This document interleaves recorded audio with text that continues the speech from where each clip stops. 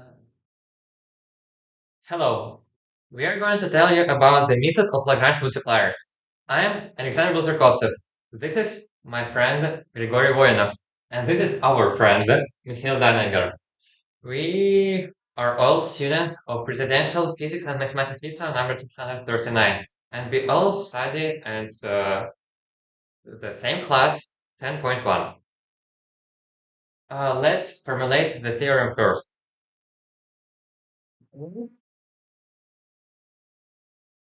Alpha G1 G K the continuous differentiable functions from R power n real numbers to R.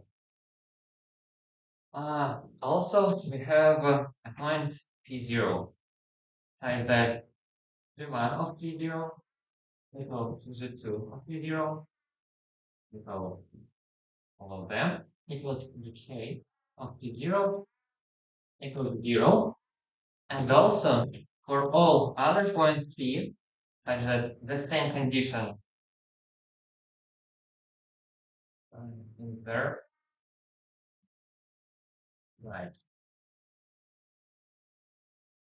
All of this equals 0.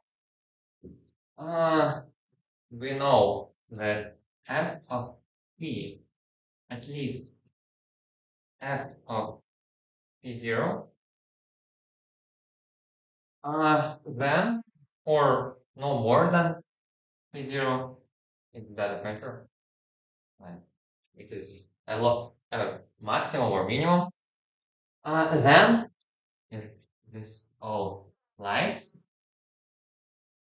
there exist such numbers lambda 0, lambda 1, etc., lambda k, such that uh, lambda 0 d alpha over d x e is 0 plus lambda 1 d g1 over d x e over 0 plus etc. plus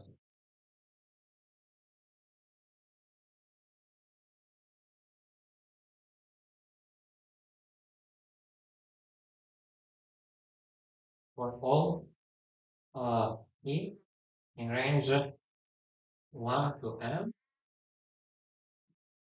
and all of them are zeros. What does it mean? It means that gradients of functions f at point p0, gradient of function g1 at point p0, so on, and gradient of function gk at point p0 are linearly dependent.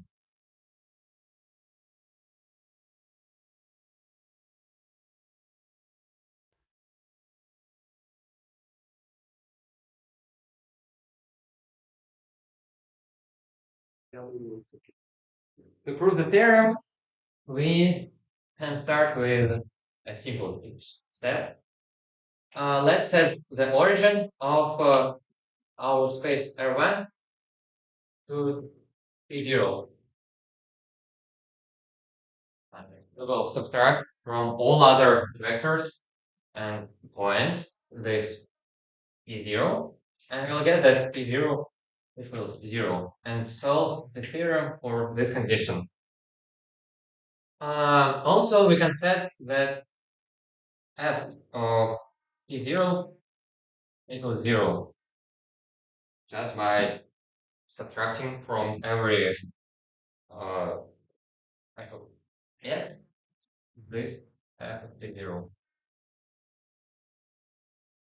f u. That also won't change anything. Uh, After that, we will set a limit. Um, we'll produce a new f big equals f of x plus moderate x squared plus n. It's a constant for each x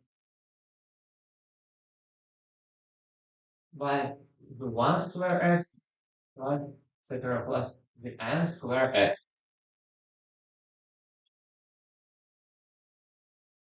My friend Grigori Voinov will prove you this lemma. Lemma.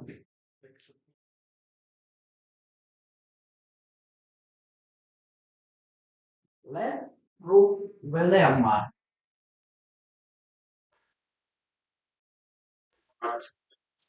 For all epsilon greater than zero,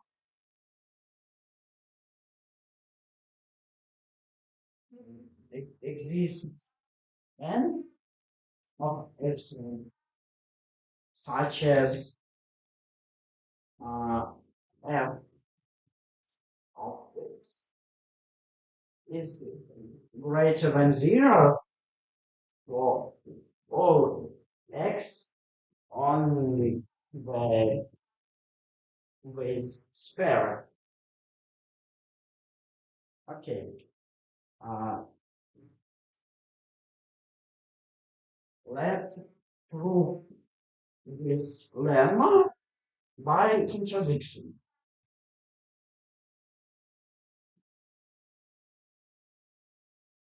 Suppose that exists epsilon greater than zero, that all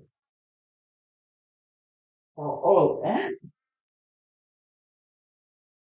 exists uh, xn, such as f of xn is not greater than zero. And xn is on this sphere. Uh, so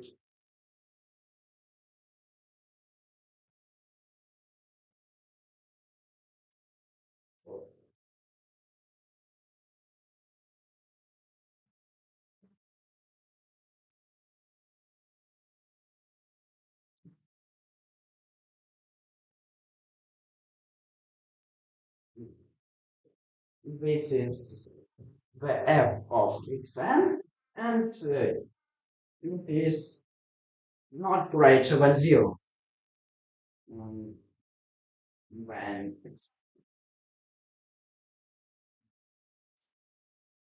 f of xn first plus square of model xn is minus some cost square of xn, etc.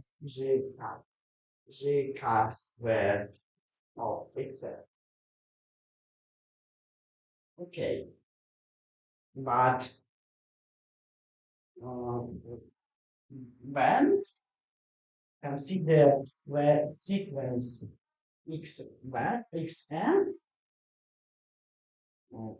of these points, it is on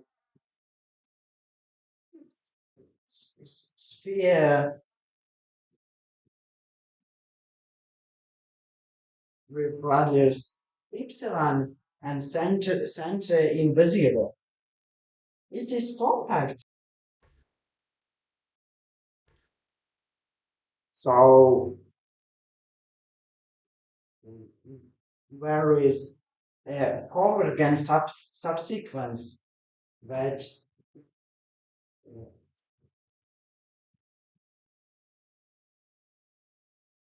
that has limit uh, y. Okay. Um, consider this subsequence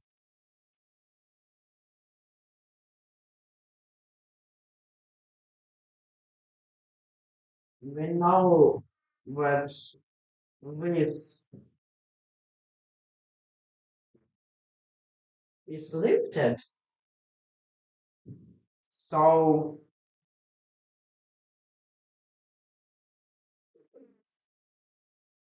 mm,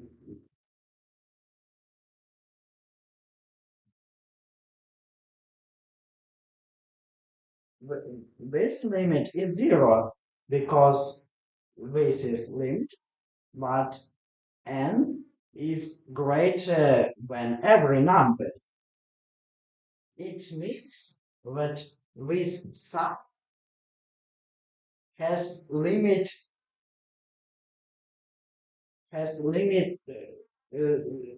zero. So sum of g1 of y well y and g cat etc. G cat the square of y equals zero. But uh, f of so f of y plus f epsilon squared is not greater than zero. Mm, it means what f of y is less than zero and less than f of zero. It is a contradiction because f of zero was the local minimum of our function.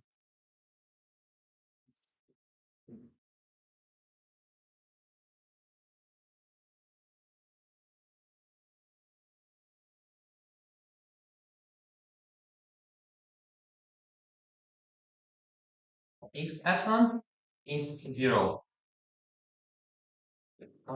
Epsilon also to 0. Where x epsilon equals minimum of f of x for all x inside the ball with the radius epsilon. This ball is the same as x's with modulus no more than epsilon. Why does such minimum exist? It is because this ball is a compact and the function f of x is continuous because all of these functions are continuous. Okay, if x epsilon is a minimum of f of x, then gradient of f of x in the point x epsilon equals 0. Let's rewrite this like this equation. Uh, f and it equals yes, that's gradient.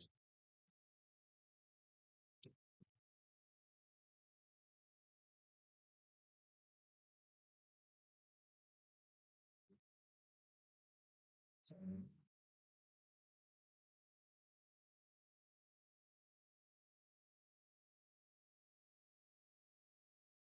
we just put here the formula for f of x.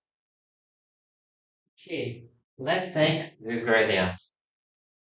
The gradient of x modulus square equals just 2x. These gradients of g1 square f x equal g1 x 2. Gradient at the point x epsilon x and like analogous similar we want the limit of epsilon to be 0. But then n may become plus or minus infinity. It's plus infinity. Yes. To solve this problem, we will introduce a new constant, L, by definition equals to the square root of 1 plus sum from I equal 1 to n, uh, to n g I of x epsilon squared. And now, if we divide our equation by the L, we can get something more beautiful. 0 equals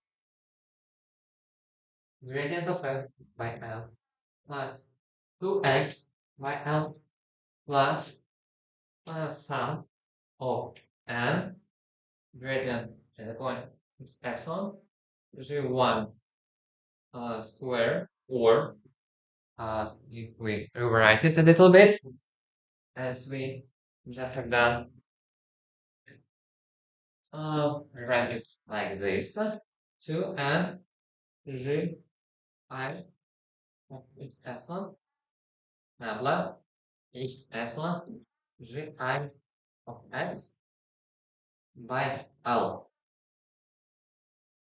This part going to 0 because x, this is x epsilon, x goes to 0. Each of these coefficients has a limit because this L, because this n with this n are deleting each other, and if n goes somewhere, it cancel out with this n in the denominator. Then we just get our nullless at the point x epsilon of g I x. This goes to lambda I. And this 1 over L goes to lambda 0. Lambda 0 is not infinity because this L is at least 1. It is the sum of 1 and something positive because it's the sum of squares. And now we get the exact equation we needed, just with this x epsilon term. But our functions are continuous and differentiable. So if we limit the x epsilon to 0, this all nullless goes to limits 2. And then we get that 0 equals lambda 0 nabla at the point 0 because p0 is 0 of f plus sum of lambda I nabla at the point of 0 I. That's when the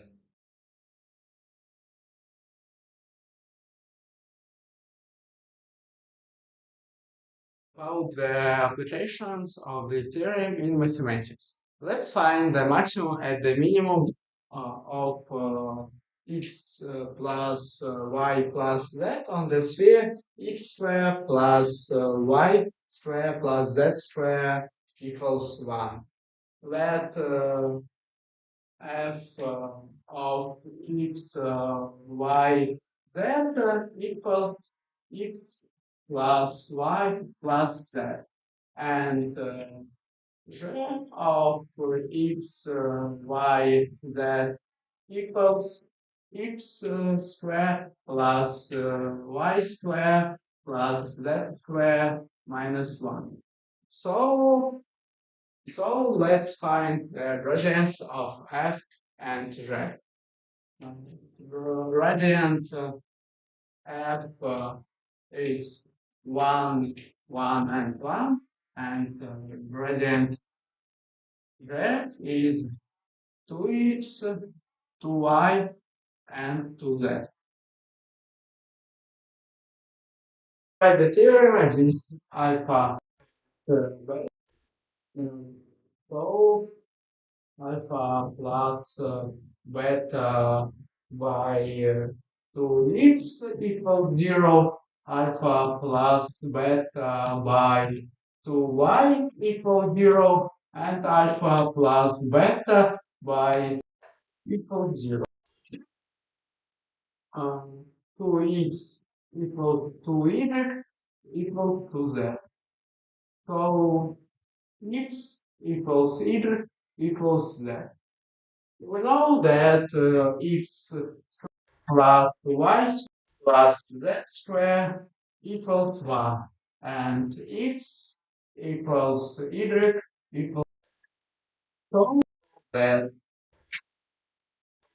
y equals z equals 1 over root of 3, and x equals y equals z equals minus 1 over root of 3. So we can find the maximum and the minimum of these functions of this function on the sphere, because x plus y plus z maximum of this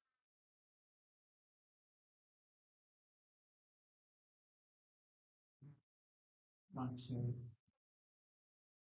x plus y plus z is 3 over root of 3 is the root of 3, and minimum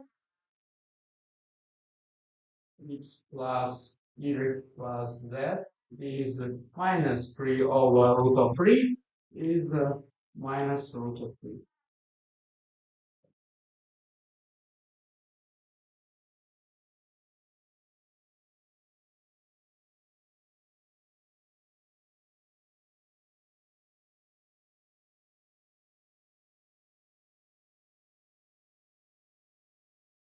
Now, the other example is the proof of the Hölder's inequality. So, pi and 2 is natural numbers such as 1 over pi plus 1 over 2 equals 1. And we want to prove that x1 on power p plus x1 power p plus xn on power p on 1 over p by y1 on power 2 plus y2 on power 2 plus y10 on power 2 on power, no, that's all on power 1.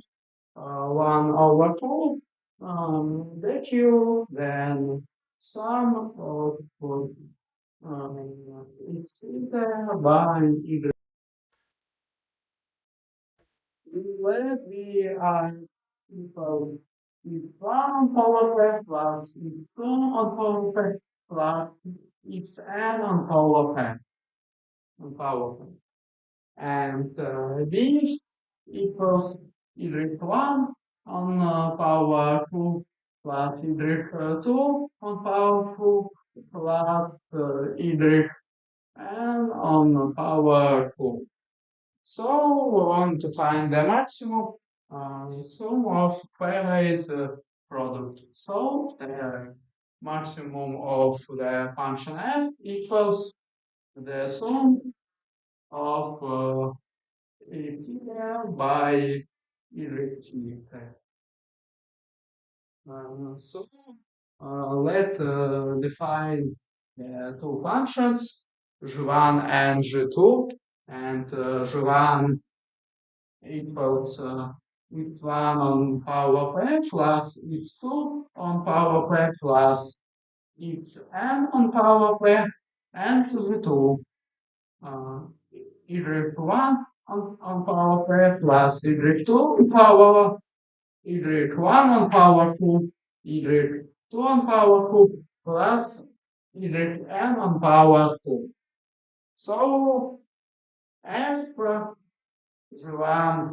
and u2 is from R to N to R. So let's find the gradient of these functions to use our theorem.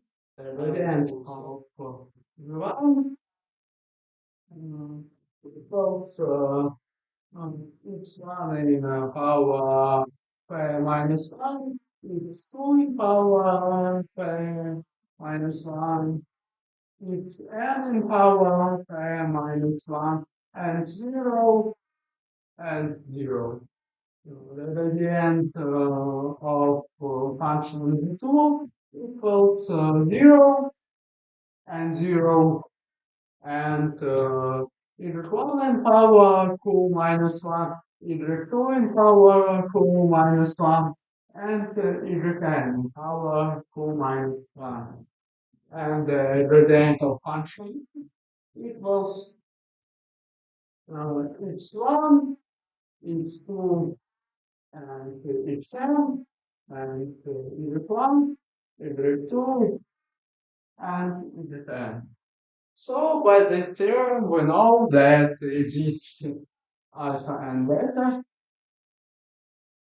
so that eta equals alpha by x eta in power p minus 1, and x eta equals beta by y eta in on power 2 minus 1. So we can write the sum of pairwise product x eta by y eta as sum of pairwise product of x eta by y eta in on power 1 over p and by sum of pairwise product of x eta by y eta on power 1 over p. And this we can write as from this fact. And alpha on power 1 over p by beta on power 1 over 2 by on power 1 over p by beta on power 1 over 2. So to remind the theorem, so it remains to prove that alpha on power 1 over p by beta on power 1 over 2 value than 1.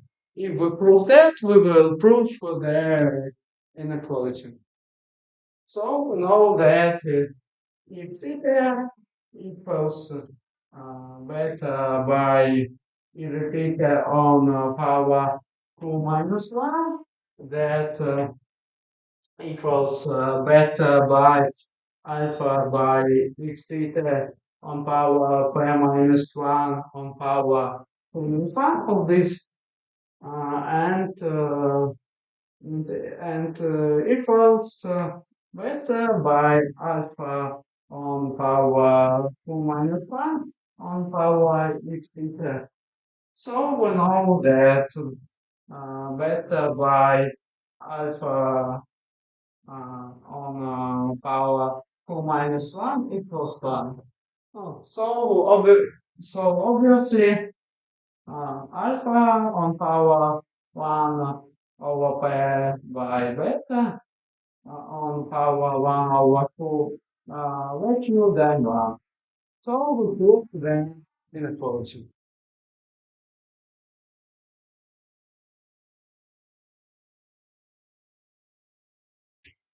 From real Real number number city. непрерывная как Continuous. continuous дифференцированная Differential. differential function on compact. Наверное. Не всегда. похрен. What the? In the local maximum or minimum, а, with condition, что-то там еще, это функция. We get that we have linear collusion. Correlation? Зависимость как бы. Independence. Independence between differential of f and condition function. You know